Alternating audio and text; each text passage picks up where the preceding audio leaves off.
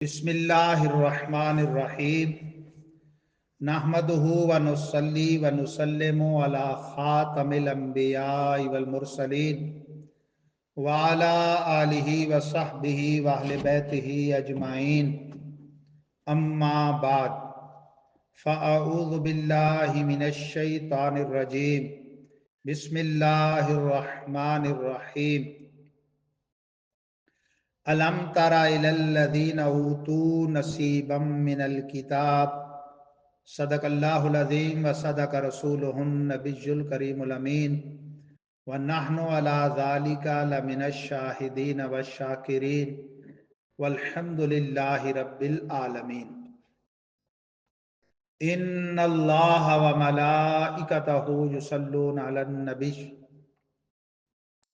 या अय्युहल्लज़ीना आमनू सल्लू अलैहि व सल्लिमू तस्लीमा सल्लल्लाहु अलन नबिय्यिल उम्मी व आलिहि सल्लल्लाहु अलैहि व सल्लम सलातन व सलामन अलैका या रसूलल्लाह व अला आलिका व अस्हाबिका या हबीबल्लाह अस्सलातु वस्सलामु अलैका या खातमन नबिय्यीन व अला आलिका व अस्हाबिका या हबीब रब्बिल आलमीन।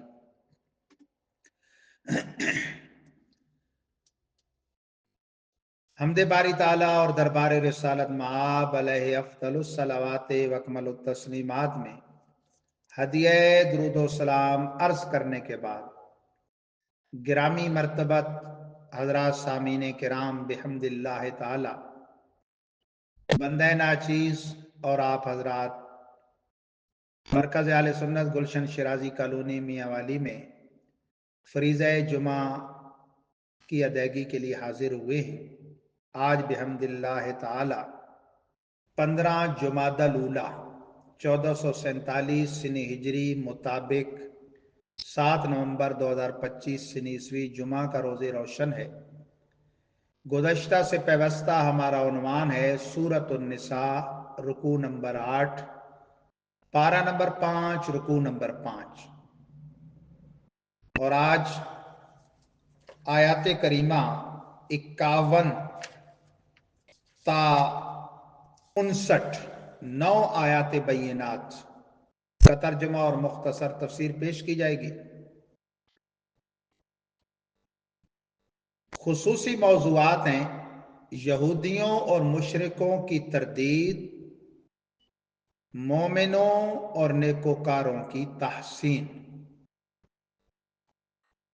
चुनाचे फरमाने बारी ताला है अलम तरा इलल्लज़ीना ऊतू नसीबम मिनल किताब, ए हबीब आपने ना देखा उनको जिनको किताब का एक हिस्सा अता किया गया। ये अलम तरा इस्तिफाम इनकारी है जिसकी मैं कई दफा वजाहत कर चुका हूं कि इस्तिफाम इनकारी का मतलब है कि ये इस्तिफहामी इनकार है, यानी वो नफी नहीं है कि जो नफी बतौर नफी होती है। ये इस्तिफाम इनकारी है यानी दरियाफ्त के लिए, याद दहानी के लिए, मुतवज्जे करने के लिए। और ये वहां होता है जहां नफी ना हो बल्कि इस्बात हो। हमारे आज के उर्फ में भी है, अरब तो अरब, अजम में भी है। यानी ये किसे कहा जाता है कि भाई आप नहीं जानते फलां बात, ये उसे कहा जाता है जो वो जानता हो, जिसकी तईद लेना चाह रहे हैं या जिसे मुतवज्जे करना चाह रहे हैं। ये आपके सामने नहीं हुआ, नहीं तो उसमें आ रहा होता है लेकिन वो नफी के लिए नहीं होता।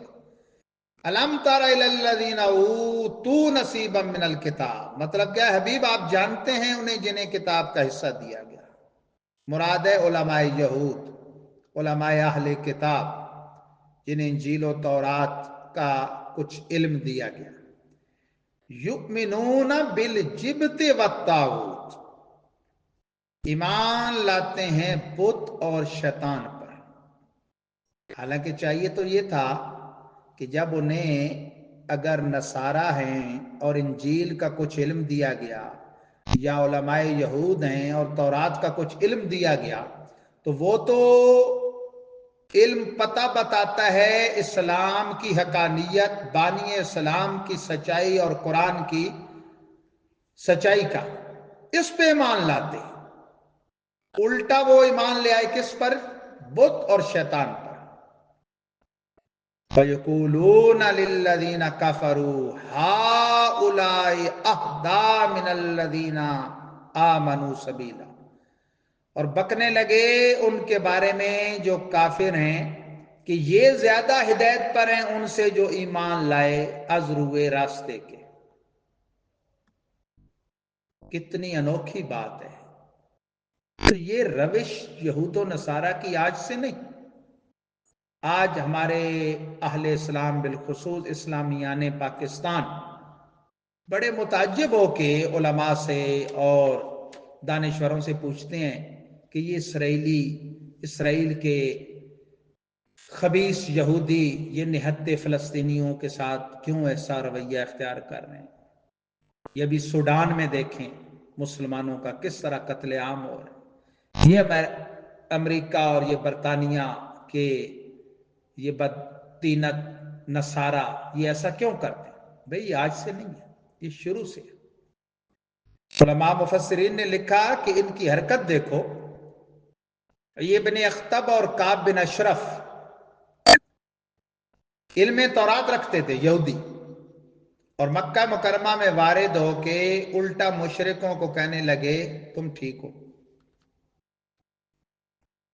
مشرک یہ سوچے ہوئے تھے کہ یہ مسلمانوں کا ساتھ دیں گے کہ وہ بھی اہل کتاب ہیں قرآن والے، اور یہ بھی اہل کتاب ہیں تورات والے۔ انہوں نے کہا نہیں، انہوں نے کہا تم بھروسے کے لائق نہیں ہو۔ انہوں نے کہا نہیں کیوں؟ انہوں نے کہا ہمارے سامنے بت کو سجدہ کرو، کر دیا۔ قرآن فرماتا ہے یؤمنون بالجبت والطاغوت، بت اور شیطان کو مانا ہے۔ ابلیس کی اطاعت ہے نا، بت کی عبادت، بت کی پوجا، یہ کس کی اطاعت ہے؟ ابلیس کی۔ اس لیے فرمایا یؤمنون بالجبت والطاغوت، گویا بت کو مانا، شیطان کو مانا۔ اولئک الذین لعنہم اللہ، پھر تحفہ کیا ہے؟ یہی ہے وہ لوگ ملعون قرار دیا ان کو اللہ نے۔ رحمت قرب الہی کا نام ہے، لعنت خدا سے دوری کا نام ہے۔ پھر باوجود علم تورات کے خدا کی رحمت سے دور ہو گئے، اور قرآن کو بھی قرآن کر کے جو نہ مانے، صحیح حدیثوں سے ثابت ہے، دو جہاں کے سردار صلی اللہ علیہ وسلم نے فرمایا مجھے اپنی امت پر آخری زمانوں میں اپنی امت پر اس کے فتنے کا بڑا ڈر ہے کہ قرآن والا ہوگا۔ بس کی گئی قرآن والا ہوگا؟ فرمایا ہاں اس کا اڑنا بچھونا قرآن ہوگا، لیکن وہ قرآن مفہوم قرآن بدلنے کی واردات کر کے مسلمانوں پہ شرک کے فتوے داغے گا، اور وہ خارجی طبقہ ہے، خارجی ٹولہ ہے۔ تو فرمایا وَمَن يَلْعَنِ اللَّهُ فَلَن تَجِدْ لَهُ نَصِيرًا، وہ جسے ملعون قرار دے اللہ، ہرگز نہ پاؤ گے اے حبیب تم اس کے لیے کوئی مددگار۔ پھر اس کا کوئی مددگار نہیں ہے جسے اللہ کی بارگاہ سے دھتکار دیا جائے، جو رائندہ دارگاہ الہی ہو۔ جیسے ابلیس ہے تو اسے ہر جگہ ایٹم بم کا سامنا ہوتا ہے، تعوذ اور لا حول کے ایٹم بم کا۔ ام لہو نصیب من الملک فاذا لا یؤتون الناس نقیرا، کیا ان کے لیے کوئی حصہ ہے ملک میں؟ جب تو نہ دیں گے وہ لوگوں کو ایک نکیر بھی۔ نکیر کیا ہوتا ہے جی؟ مختصر حقیر معمولی چیز، وہ بھی نہیں دیں گے۔ بھائی وہ انداز ایسے اپناتے تھے نا، یہود گمان کرتے تھے کہ وہ اپنے غیروں کی نسبت سلطنت اور نبوت کے زیادہ مستحق ہیں۔ ہم یہ بنی اسرائیل ہیں، اولاد ابراہیم ہیں، یہ سلطنت اور نبوت اولاد ابراہیم کا حصہ ہے۔ تو حضرت احمد مجتبی جناب محمد مصطفیٰ صلی اللہ علیہ وسلم کون ہے؟ آپ بھی تو اولاد ابراہیم، اصل میں حسد کے یہ جلے ہوئے تھے. یہ کہتے تھے کہ اولاد ابراہیم کے جو دو گروہ ہیں، بنی اسرائیل اور بنی اسماعیل، اب یہ حضرت ابراہیم کی اولاد بنی اسرائیل میں حضرت اسحاق کے بیٹے حضرت یعقوب سے جو سلسلہ چلا ہے، ان سے لے کے حضرت عیسیٰ روح اللہ تک تواتر سے نبوت چلی آ رہی تھی، تو اب یہ بنی اسماعیل میں کیوں منتقل ہو گئی؟ یہ تو اللہ کی عطا ہے، یہ رسالت تو اس کا کرم اور اس کی دین اور اس کا تحفہ ہے، تو وہ جسے منصب نبوت اور رسالت سے نوازے. تمہاری یہاں کیا مرضی چلنی. تو اللہ تعالیٰ نے جب اپنے حبیب، ہم دکھیا دلوں کے طبیب صلی اللہ علیہ وسلم کو تاجدار ختم نبوت بنا کر جلوہ فرمائی ان کی، یہ جل بہنٹ ہے. قرآن فرماتا ہے کیا ان کا کوئی حصہ ہے ملک میں، بادشاہت میں؟ فَإِذَا اللَّهُ يُؤْتُونَ النَّاسَ نَكِيرًا، ایسا ہوتا بھی نہ تو یہ ایسے کنجوس مکھی چوس ہیں، اب تو یہ غربت کے مارے ہوئے ہیں، بادشاہت بھی ہوتی انہوں نے نکیر بھی نہیں دینا تھا. عیسائی بھی گمراہ ہیں، یہود بھی، لیکن ان میں فرق ہے. یہود کو مغضوب قرار دیا گیا، ان کو ضالین. فاتحۃ الکتاب میں یہ جو آیا ہے کہ ہمیں صراط مستقیم چلا، انعام یافتہ لوگوں کی راہ، اور مغضوب اور ضالین کی راہ نہ چلا. بیضاوی شریف اور تفسیر جامع ترمذی میں یہ حدیث موجود ہے کہ مغضوب سے مراد یہود اور ضالین سے نصارہ ہے. گمراہ یہ بھی ہے، وہ غضب یافتہ ہیں. کیوں؟ یہ بظاہر اللہ کے نبی حضرت عیسیٰ روح اللہ کی محبت میں گمراہ ہوئے، جو غلط تھی. ان کو وہ بنایا جو ان کا منصب نہیں تھا، خدا اور خدا کا بیٹا، لیکن ان سے دعوت نہیں کی، اپنے طور پہ محبت جتلائی. اور یہود نے ان کے ساتھ بدبختی کے طور پہ وہ دعوت کی، الیاذ باللہ، ان کو اپنے طور پہ وہ سولی چڑھایا اور ان کی پاکیزہ ماں پہ تہمت باندھی. تو گمراہ ہونے کے ساتھ ساتھ غضب میں بھی گرفتار ہوئے. ان کو دنیاوی ملک مل گئے، وہ اس سے بھی محروم ہے. اب اس خطے کو حاصل کرنے کے لیے آج دیکھیں وہ کیا بربریت پپا کر رہے ہیں. یورپ کے بعض محلوں میں نصارہ کے یہ رہتے ہیں یہود، لیکن باقاعدہ ان کے پاس اسٹیٹ کوئی نہیں. اسرائیل کو بھی دھونس سے انہوں نے بنایا، یہاں سے لٹ پٹ کے گئے تھے یہ، لیکن مسلمانوں کی نا اتفاقی اور عدم تدبیر نے ان کو شہ دکھائی. اللہ تعالیٰ ان کا بیڑا غرق کرے. قرآن فرماتا ہے یحسدون الناس علی ما آتاہم اللہ من فضل، کیا وہ حسد کرتے ہیں لوگوں پر اس چیز پر جو اللہ نے ان کو اپنے فضل سے عطا فرمایا. ایمان والوں کو دولت ایمان، مصطفیٰ جان رحمت کے صدقے، طرح طرح کی نعمتیں. فقط آتینا علی ابراہیم الکتاب والحکمت وآتیناہم ملکا عظیما، تو تحقیق عطا فرمائی ہم نے آل ابراہیم کو کتاب اور حکمت، اور عطا فرمایا ہم نے ان کو ملک عظیم. اللہ تعالیٰ نے تو نسل ابراہیم میں حضرت یوسف، حضرت داؤد، حضرت موسیٰ، حضرت عیسیٰ علی نبینا وعلیہم الصلوۃ والسلام کو کتاب، سلطنت یہ عطا فرمائی. حضرت یوسف کو سلطنت عطا فرمائی، حضرت عیسیٰ روح اللہ، حضرت موسیٰ کلیم اللہ، حضرت عیسیٰ روح اللہ کو کتاب عطا فرمائی، حضرت داؤد کو بھی کتاب عطا فرمائی. یہ اولاد ابراہیم پہ اللہ کی عطا ہے، لیکن یہ حسد کرتے ہیں. کیا بنی اسماعیل کو نعمت کیوں ملی؟ بھائی وہ تو حضرت اسحاق کے بڑے بھائی جان ہیں. پیغمبر خدا حضرت ابراہیم جن کی آل ہونے کے تم مدعی ہو، ان کے خلف اکبر تو وہ ہیں، حضرت اسحاق تو ان کے خلف اصغر ہیں. ان کی نسل پہ ہونے پہ اتراتے ہو. تو حضرت ابراہیم سے جو دوسرا گروہ چلا ہے اس کا کیوں تم انکار کرتے؟ یہ کمال ہٹ درمی اور بغض کے علاوہ ان کا کچھ نہیں تھا. قرآن فرماتا ہے فَمِنْهُمْ مَنْ آمَنَ بِهِ وَمِنْهُمْ مَنْ صَدَّ عَنْهُ. کچھ تو ان میں سے وہ ہیں جو مان گئے، ایمان لے آئے، اور کچھ وہ کہ جو رکے رہے. وَكَفَى بِجَهَنَّمَ سَعِيرًا. جہنم کافی ہے دہتی ہوئی آگ. یہودیوں میں سے بعض ایمان لائے. عبداللہ بن سلام تو بڑے متباہر عالم یہود تھے اور پھر شرف صابیت سے نوازے گئے.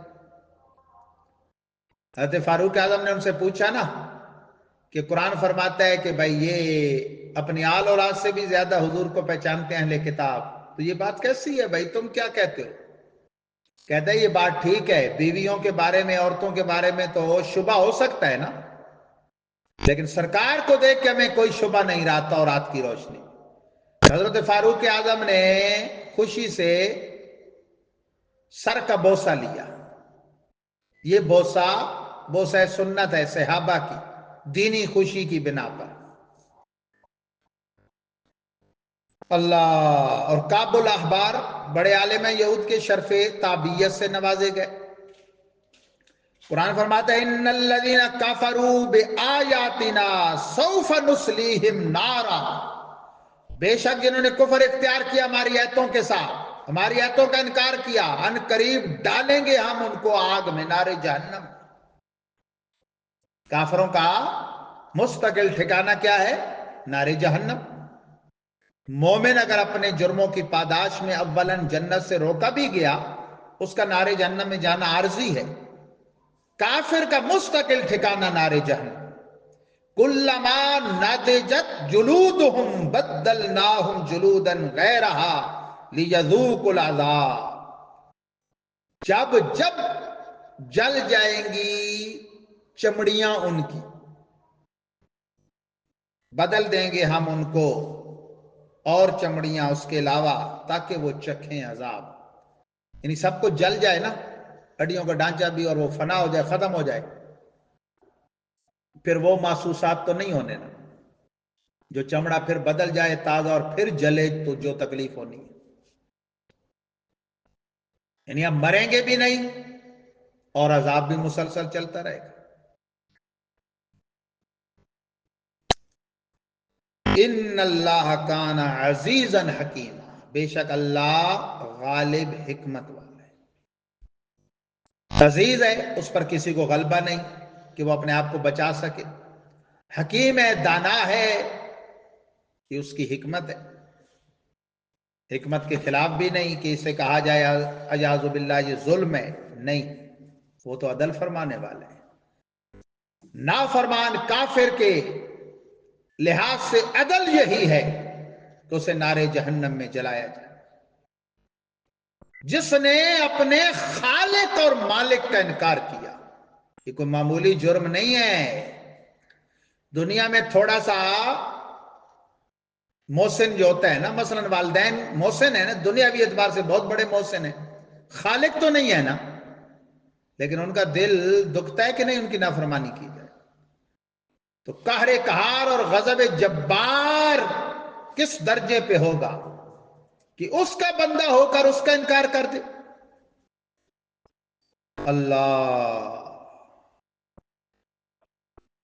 یعنی پھر پہلی حالت پہ لا کے پھر عذاب، پھر وہ حالت بدل گئی، پھر پہلی حالت میں لا کے پھر عذاب. لمٹ تو ہے نہیں، لمٹ نہیں ہے نا. جب آخرت قائم ہو گئی، قیامت قائم ہو گئی، اس کے بعد جس نے اولاً کوئی سزا بحیثیت جرم کے مسلمان نے بھگتی اور بالآخر جنت میں آ گیا، یا جو شروع میں ہی جنت میں چلے گئے، وہ سارے اب مستقل جنت میں رہیں گے. اور جو ابدی جہنم کے طور پہ جہنم میں کافر چلا گیا، اس نے بھی مستقل وہاں رہنا ہے. ان کی نعمت نہ ختم ہونے والی اور ان کا عذاب نہ ختم ہونے والا. اللہ تعالی ہمیں اپنے کرم سے دخول جنت عطا فرمائے اور اپنے فضل سے ہمیں دخول نار سے محفوظ و مامون فرمائے. یہ ہے قرآن کا ایک انداز جی وعد اور وعید کا. وعد ہوتا ہے اچھے کام پر جو خوشخبری ہے نعمت کی، اور وعید ہے جو برے کام پہ سزا کی خبر ہے. اب آگے ارشاد ہوتا ہے ایمانداروں نیکوکاروں کے لیے. سبحان اللہ، کتنا پیارا ارشاد. یہ مشرکوں اور کافروں، یہودیوں، عیسائیوں کی تردید تھی. اب کچھ مومنوں اور نیکوکاروں کی تحسین. سبحان اللہ. قرآن وعدہ بھی کرتا ہے نا اور وعید بھی. فرمایا اس وعید کے بعد اب ایک وعدے کا بیان. والذین آمنوا وعملوا الصالحات، اور وہ جو ایماندار بھی ہوئے اور نیکوکار بھی ہوئے.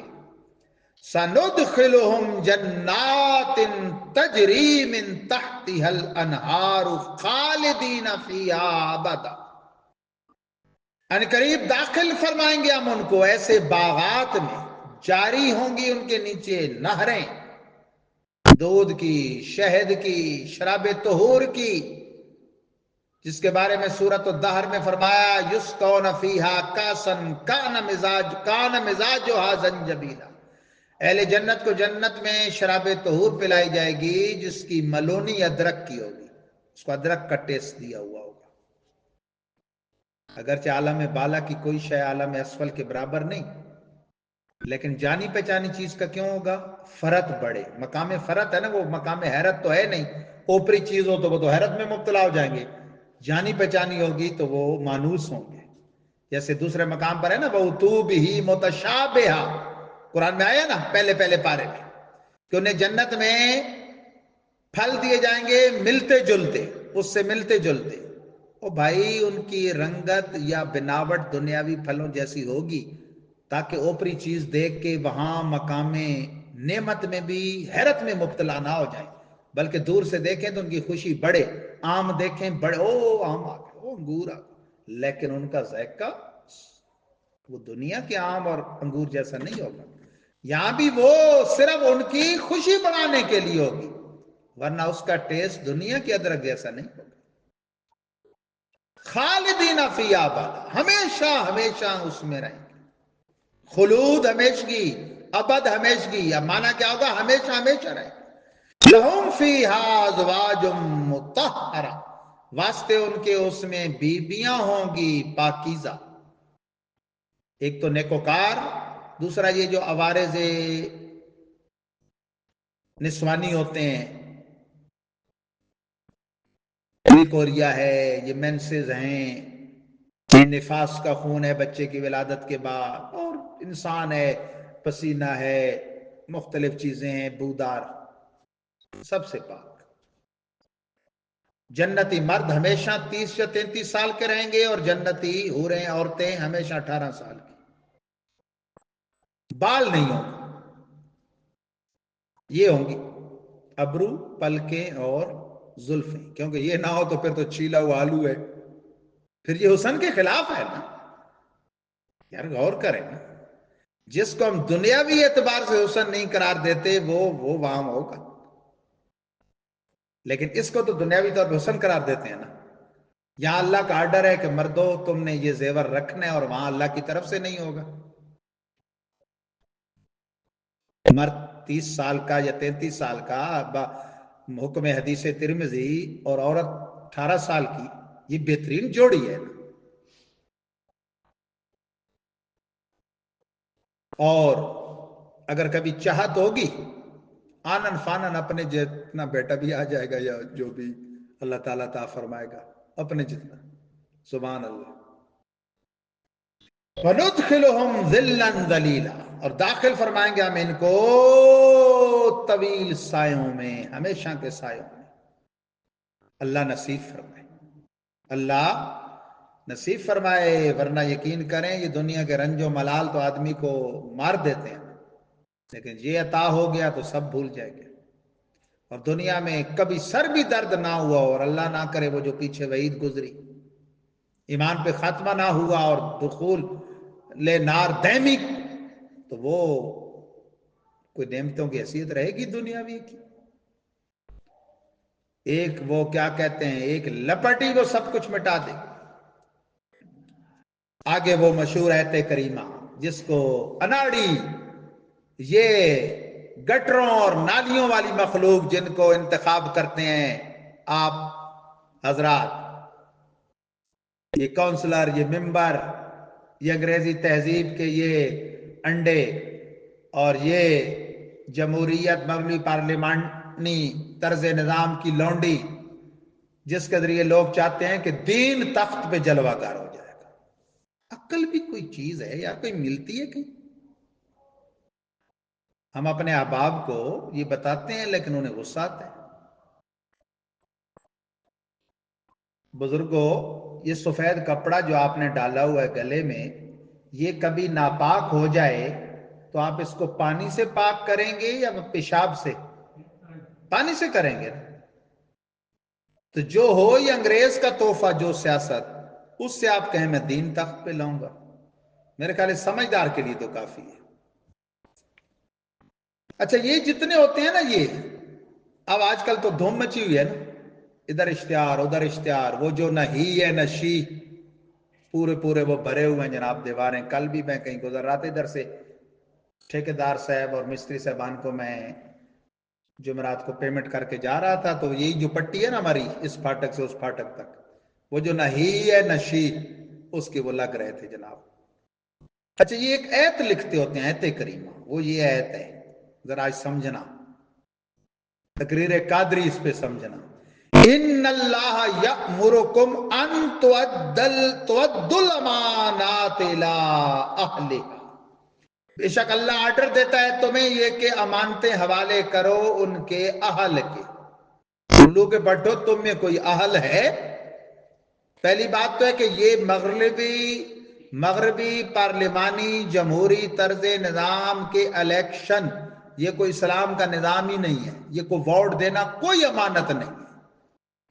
اہل الرائے کی رائے ہوتی ہے خلافت میں، خلیفہ منتخب کرنے کے لیے۔ یہ نہیں ہوتا کہ اس پلڑے میں ایک طرف ایک شیخ القرآن، شیخ الحدیث، مفتی اسلام کی پرچی پڑی ہے، اس کی بھی وہی حیثیت، اور ایک وہ بڈھی مائی جس کو جناب اس دن انہوں نے خود اٹھایا چنگچی پہ یا سوزوکی میں اور لے جا رہے ہیں پولنگ اسٹیشن، اور وہ سمجھ رہی ہے مجھے ڈسٹرکٹ ہیڈ کوارٹر اسپتال میں وہ جناب چیک اپ کے لیے لے جا رہے ہیں، اس کی بھی وہی پرچی کی حیثیت۔ اور شیخ القرآن جس کی قرآن پڑھاتے پڑھاتے زندگی گزر گئی، یہاں معیار نہیں دیکھتے، یہ صرف تعداد دیکھتے ہیں۔ ایک ہوتی ہے کیفیت، ایک کمیت ہوتی ہے۔ یہ کمیت صرف گنتے ہیں، یہ اسلام کا نظام نہیں ہے۔ میں تو بلکہ انہیں یہی ہے پڑھ کے سناتا ہوں، میں کہتا ہوں جو تم خود لکھتے ہو نا، اس کی روشنی میں تم اہل نہیں ہو ووٹ کے۔ کہتے ہیں وہ کیسے؟ میں کہتا ہوں تم نے خود لکھا ہے کہ امانت کے اہل کو پہنچو، تم تو سارے چور ہو، خائن ہو، ہاں، تو ہم اپنی امانت جو ہے وہ غیر امین کے پاس کیسے رکھیں؟ کوئی اپنی امانت غیر امین کے پاس رکھواتا ہے؟ ہم نے اس لیے آج تک کسی کو کبھی کسی شاگرد، کسی مقتدی، کسی کو نہیں مشورہ دیا کہ بھائی آپ الیکشنوں میں حصہ لیں یا فلاں کو ووٹ دیں، فلاں، نو، بلکہ کوئی پوچھے تو میں منع کرتا ہوں۔ ہاں، انفرادی کوشش اسلام کے غلبے کے لیے، دعوت حق وہ دیتے رہو، کوشش کرتے رہو، اپنی ذات پر اسلام نافذ کرو، فرد سے معاشرہ بنتا ہے نا۔ فَإِذَا حَكَمْتُمْ بَيْنَ النَّاسِ أَن تَحْكُمُوا بِالْعَدْلِ، ایک تو امانتیں امین کے پاس رکھو، اور جب فیصلہ کرو لوگوں کے درمیان تو عدل سے فیصلہ کرو۔ عدل کیا ہے؟ ظلم کی ضد۔ ظلم کیا ہے؟ عدل کی ضد۔ عدل کی تعریف کیا ہے؟ وضع الشیء فی محلہ، شے کو اپنی جگہ استعمال کرنا، جی عدل ہے۔ ظلم کیا ہے؟ وضع الشیء فی غیر محلہ، شے کو غیر محل میں استعمال کرنا ظلم ہے۔ اس کا استعمال کیا ہے؟ احقاق حق اور ابطال باطل کے لیے اس کے ذریعے اپنی آواز بلند کی جائے، تو پھر یہ عدل ہے۔ اگر اس سے انتشار پیدا کیا جائے، نفرتیں پیدا کی جائیں، اور قرآن و سنت کے مفہوم کو بدلنے کی واردات کی جائے، اور فرقہ واریت کو ہوا دی جائے، تفرقہ بازی کی جائے، خوارج پیدا کی جائیں، روافظ پیدا کیے جائیں، تو پھر یہ کیا ہے؟ ظلم ہے۔ یہ دیکھیں اس کا حق کیا ہے کہ پیغام حق لکھا جائے، اور اگر جھوٹی خبریں سے لکھی جائیں تو پہلا عدل ہے، یہ ظلم ہے۔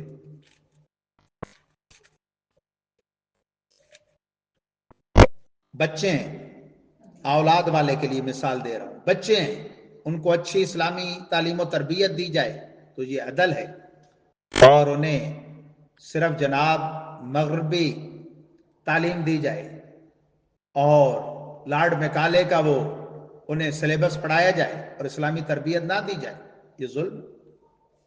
ان اللہ نعم ما یعظکم بہ، بے شک وہ اللہ بہت اچھا ہے جو تمہیں عطا فرماتا ہے، وہ چیز بڑی اچھی ہے جو اللہ تمہیں عطا فرماتا ہے۔ کیا؟ نظام عدل۔ عدل قائم ہو جائے نا، سارا نظام سیدھا ہو جائے۔ ان اللہ کان سمیعا بصیرا، بے شک اللہ بہت سننے والا، بہت دیکھنے والا ہے، خوب سننے والا، خوب دیکھنے والا ہے۔ نظام ایسے ہو گئے، ظلم کتنی آگ لگاتا ہے۔ صرف بادشاہ آیا نا باغ میں، بچے کو کہا، اس نے ایک انار توڑ کے دیا، پسند آیا، دل میں کھوٹ پیدا ہوا کہ سارا ہتھیال ہوں، دوسرا انار اب مانگا نا، وہ میٹھا نہیں نکلا، پھیکا تھا۔ ویسے انار میرا میٹھا تو ہوتا ہی نہیں، انار اور انگور بھی لوگ میٹھا ڈھونڈتے ہیں، اور مالٹا، حالانکہ وہ کھٹ میٹھے پھل ہیں۔ مجھے بڑی ہنسی آتی ہے جب وہ کہتے ہیں نا انار میٹھا نہیں ہے، بھئی انار تو میٹھا پھل ہے ہی نہیں بنیادی طور پہ، کھٹ میٹھا ہے نا۔ انگور میٹھا نہیں ہے جی، مالٹا میٹھا نہیں ہے، وہ مالٹا نرا میٹھا ہو کیسے سکتا ہے؟ اچھا، تو وہ بدلا تیسرا، چوتھا، پھر اس نے نا وہ نیت جو کھوٹ پیدا ہوا تھا نا وہ ختم کر دیا، اب چکھا پھر پہلے کی طرح۔ کہتے ہیں یار یہ بچے یہ کیا مسئلہ ہے، وہ پہلا بڑا زبردست تھا اور یہ بھی اور یہ بیچ۔ اچھا نا، بچوں کی زبان سے بعض اوقات حاطف غیبی بولتے ہیں۔ بچہ کہتے ہیں لگتا ہے ہمارے ملک کے بادشاہ کی کوئی نیت گڑبڑ ہو گئی تھی، وہ بادشاہ وہی تھا جو یہ سوال کر رہا تھا اور وہ جو چیک کر رہا تھا۔ سمجھ آئی؟ عدل اتنی شان والی چیز ہے اور ظلم اتنی نقصان والی چیز ہے۔ یہ امانتیں ہوتی ہیں، سرکار نے اس کا بڑا لحاظ کیا۔ فتح مکہ کے دن سرکار نے سبحان اللہ جب بیت اللہ میں داخل ہوئے تو عثمان بن طلحہ بن ابو طلحہ، جن کے پاس موروثی طور پر کعبے کی چابیاں آ رہی تھیں، ان سے چابیاں لے لیں اور پھر بیت اللہ کے پار اس آیت کی تلاوت کرتے ہوئے آئے اور عثمان کو طلب کر کے انہیں چابیاں عطا فرما دی۔ امانت کو امانت والے تک پہنچانے کی صداقت کو دیکھ کر عثمان مشرف ایسے انہی کے پاس رہی۔ سرکار نے فرمایا کوئی ظالم کے سوا تم سے کوئی نہیں لے گا۔ چلتی آئیں، آج تک چلتی آئیں، یہ نجدی تسلط سے پہلے اسی خاندان کے پاس تھی، ان بدبختوں نے چھین لی۔ جیسے ترکوں سے خدمت حرمین طیبین چھین لی اور وہ اس لیے پیچھے ہٹ گئے کہ حرمین طیبین میں گولی نہ چلے، پھر ان ظالموں نے جنت الملا اور جنت البقیع کے مزارات کو شہید کر دیا، حتیٰ کہ گنبد خضرا ان کی پلان میں شامل تھا بدبختوں کے۔ ایسے ظالم لوگ ہیں یہ لال رومال والے، ہر یہود پونا کہہ لیں میاں والی کی زبان میں، ہر یہود پونا ان میں موجود ہے۔ ان کے عقد میں یہودی عورتیں اور یورپ والوں سے کئی ہاتھ آگے عیاشی اور فحاشی اور اوریانی ان میں موجود ہے۔ اوپر کے ان کے جبے کبے ہوتے ہیں مردوں کے، اور عورتوں کے وہ برقے، اور اندر سے یہ بالکل ننگے ہوتے ہیں۔ اور اب تو جرا شراب خانے اور جناب جوئے اور حرم میں بیٹھ کے وہ لڑکیاں تاش کھیل رہی ہیں، اللہ یعذ باللہ۔ آخری آیت کریمہ ہے اس رکوع کی اور اینڈ ہے، فرمایا یا ایھا الذین آمنوا اطیعوا اللہ واطیعوا الرسول واولی الامر منکم۔ یہ مسئلہ بھی سمجھنے کا ہے بھائی، یہ مسئلہ بڑا سمجھنے کا ہے۔ اس کو پیش کر کے بعد لوگ گمراہ کرتے ہیں کہ قرآن کہتا ہے اللہ رسول اور حاکم کی اطاعت کرو، تو یہ مولوی حاکموں کی بات نہیں مانتے، حکومت کی بات نہیں مانتے۔ قرآن فرماتا ہے ایمان والو اطاعت کرو اللہ کی اور اطاعت کرو رسول کی اور حکومت کی، تم میں سے دو باتیں، ایک تو اطاعت خدا کا ذکر کیا تو اطیعو الگ سے فرمایا، اطاعت رسول کا تو اطیعو الگ فرمایا، لیکن اولی الامر منکم سے پہلے اطیعو الگ نہیں ہے، وہی اطیعوا الرسول و اولی الامر منکم۔ علماء مفسرین فرماتے ہیں حاکم، سردار، سردار دو جہاں کے قدموں سے لپٹا ہوا ہو تو پھر اس کی اتباع کرو۔ اطاعت حاکم وقت اطاعت رسول کے ساتھ مشروط ہے۔ اللہ کی اطاعت کرو یعنی قرآن کی مانو، اطاعت رسول کرو یعنی سنت کی پیروی کرو، اطاعت حکومت تب کرو جب وہ خود سنت کی پیروی کرے۔ اب وہ اطاعت خدا اور اطاعت رسول کے خلاف اگر کہیں پیروی کرو تو پھر ان کی پیروی سے اللہ رسول راضی ہوگا؟ وہ کہیں جی سپیکر اتار دو اللہ کا پیغام کہیں نہ جائے، وہ کہیں جناب مسجدیں بند کر دو کوئی نماز پڑھنے نہ آئے، کوئی جمعہ نہ پڑھنے آئے، وہ کہیں جناب ہم یہود و نصارہ کے ہاتھ میں ہاتھ ڈالیں جپیاں پپیاں اور کوئی نہ بولے، نو۔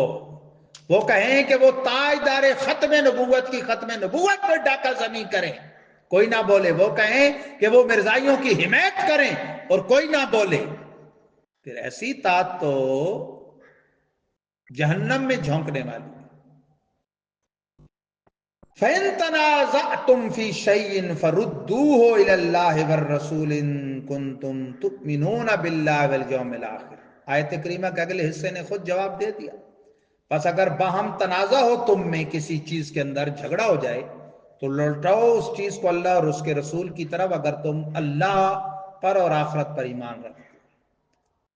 عوام میں اور حکمرانوں میں اختلاف ہو جائے تو بات تو وہ ماننی ہے جو اللہ رسول کی بات ہے، اسے قرآن و سنت پہ پیش کرنا ہے۔ جس کا موقف قرآن و سنت کے مطابق ہو اس کو لینا ہے۔ فرمایا اگر اللہ اور آخرت پر ایمان رکھتے ہو تو پھر اسے کس پر پیش کرو جھگڑے کو؟ قرآن و سنت پہ۔ لوگ کیا کرتے ہیں ہمارے معاشرے میں؟ محلے کے چنے ہوئے جاہلوں کو بٹھا دیں گے، بابوں کو، یہ فیصلہ کریں گے جی جنہوں نے ایک دن بھی قرآن و سنت کے علم کا منہ نہیں دیکھا، اور ان کا پیمانہ فیصلہ کیا ہوگا، میزان کیا ہوگا، ترکڑی ترازو جو ان کی عقل میں آئے، الٹا سیدھا۔ ایسا نہیں ہوتا یار۔ پنچایت بنانی ہے تو وہ ان اہل علم پر ہو جو قرآن و سنت کے علم جاتے ہیں۔ مسلمانوں کے مابین تو جو بھی معاملہ ہے اس کی کیا ہے، اس کا فیصلہ تو قرآن و سنت کے مطابق ہے، تو وہ فیصلے۔ ذالک خیر واحسن تاویلا، ایمان والو یہ بہتر ہے اور یہ سب سے اچھا انجام ہے اور اچھی تعویل ہے۔ پروردگار عالم کے فضل و کرم سے 5ویں پارے کا 5واں رکوع ختم ہوا۔ اللہ تعالیٰ اسے قبول فرمائے اور آئندہ اسی ترتیب سے جس طرح یہ نظام چل رہا ہے پروردگار عالم ہم سب کو یہ ترجمہ اور تفسیر کا سلسلہ سننے سنانے کی توفیق عطا فرمائے۔ اس وقت اسلامیان پاکستان پہ بڑا مشکل وقت ہے۔ ایک کتا ہوتا ہے نا کہ اسے کوئی پتھر مارے یا چھیڑے تو پھر وہ کاٹتا ہے، تو اس سے ہر ایک کو خطرہ نہیں ہوتا نا، صرف اسے ہوتا ہے بھائی جس کا ہو کہ بھائی یہ خامخواہ چھیڑے گا۔ کتا جب بولا ہو جائے نا، بولا ہلکا کہتے ہیں، بھائی ہلکا ہو گیا بولا، تو پھر کسی کو بھی پڑ سکتا ہے۔ اس وقت گورنمنٹ آف پنجاب بولی ہو چکی ہے، کیونکہ اسرائیل کو یہ تسلیم کر چکے ہیں، ان کے ہاتھ میں ہاتھ دے چکے ہیں۔ انہیں پتہ ہے کہ پاکستانی مسلمان خاموش نہیں رہ سکتے، بولے ہو چکے ہیں، مسجدیں بند کرو جی، مدرسے بند کرو جی، 10-10 ہزار، پھر کہا جی 25-25 ہزار دو جی مولویوں کو، اور ان سے فارم فل کرو، بھائی جو جناب حکومت کہے گی لبیک۔ اللہ کی رحمت ہے ابھی تک اتنا ایمان کی حرارت اور اتنی غیرت موجود ہے اہل علم بالخصوص ہمارے بر صغیر کے مسلمانوں میں اور علماء میں، الحمدللہ۔ میں کہتا ہوں 25 ہزار پہ شہباز شریف کو میں جوتے پالش کرنے والا بھی رکھنا پسند نہیں کروں گا۔ ہم ان سے 25 ہزار لیں گے کیا؟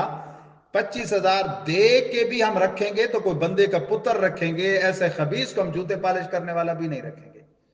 مجھے کہا جائے نا بھئی یہ لیٹرینوں کی صفائی پہ لگا دیں اس کو، تو میں کہوں گا نہیں یار یہ خبیث ہے، یہ اس لائق بھی نہیں کہ مسجد شریف کی لیٹرینیں صاف کرے، تو بندے کا پتر ڈھونڈو۔ کیوں؟